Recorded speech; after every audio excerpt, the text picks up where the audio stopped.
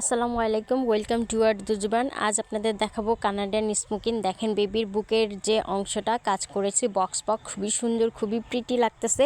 এই কাজটা আপনাদের দেখাবো। আসলে দেখতে যতটা কঠিন লাগতেছে, আপনি জাস্ট এই ভিডিওটা দেখার পরে আপনার সত্যিই মনে হবে এই কাজটা খুবই ইজি এবং খুবই সিম্পল। আমি খুবই সিম্পল মেথডে দেখাবো এবং যে অংশটায় আমি আপনাদের বোঝাবো সেই অংশটা আমি একদম কোনো তাড়াহুড়া করব না, খুবই স্মুথলি দেখাবো। আপনারা জাস্ট ধৈর্য সহকারে মনোযোগ দিয়ে ভিডিওটা দেখেন। আমি অ্যাকচুয়ালি এই জামার ভিডিওটা সুইং ও কাটিং ভিডিও দিতে পারতাম, কিন্তু দিলে আরও লং হয়ে যেত। আপনারা লং ভিডিও দেখেন না, দ্যাটস আমি শর্ট করে রেখেছি, আপনারা শর্টটাই দেখে নেন। দেখেন প্রথমে আমরা যে কাপড়টাতে আমরা ডিজাইন করব, এই ডিজাইনটা এত সুন্দর। দেখেন এটা হচ্ছে অবশ্যই সিয়াম আকৃতিতে নিতে হবে।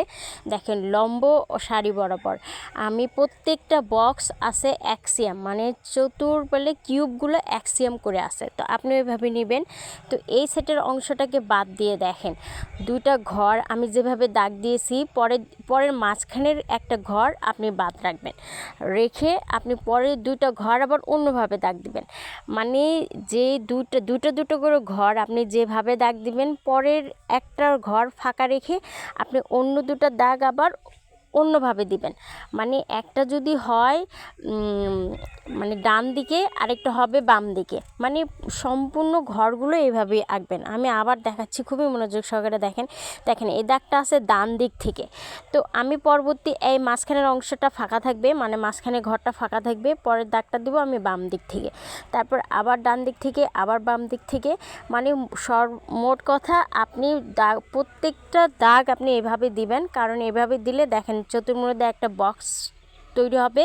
আর এখানে 8টা গিট দিলে, মানে এই যে আমরা যে দাগ দিছি, এই দাগের এই মাথায় একটা করে গিট দিলে, মানে 8টা গিট দিলে একটা বক্স হবে। তো কাজটা আসলে খুবই সিম্পল, বাট মন হচ্ছে কঠিন, কিন্তু আসলে কঠিন না। আপনার জাস্ট একটু ধৈর্য লাগবে আর করার মন মানসিকতা থাকতে হবে, দ্যাটস ইট, তাই হবে। আপনি এই ডিজাইনটা দিয়ে আপনি ব্যাগ আইটেম করতে পারবেন, হাতের পাস আইটেম করতে পারবেন, বা সোফা সেটের কুসুম কভার করতে পারবেন, বালিশ কভার করতে পারবেন, বেবি ড্রেস করতে পারবেন, এনি কাইন্ড অফ ডিজাইন আপনি এটা দিয়ে ফুটাই তুলতে পারবেন।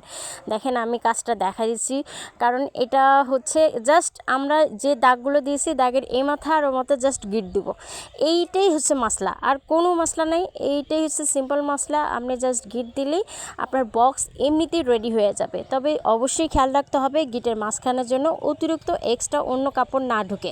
খেয়াল রাখবেন যেখান থেকে গিট দিচ্ছেন এই মাথার ও মাথা, এই গিটটাই জন্য একদম নিডলি হয়, তাহলে আর কোনো মশলা হবে না এবং খুবই স্মুথলি জিনিসটা তৈরি হবে।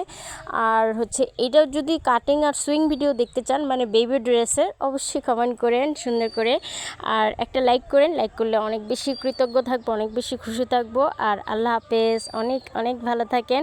আর ভিডিও কেমন হলো অবশ্যই জানাবেন, অনেক বেশি খুশি হব। আল্লাহ হাফেজ।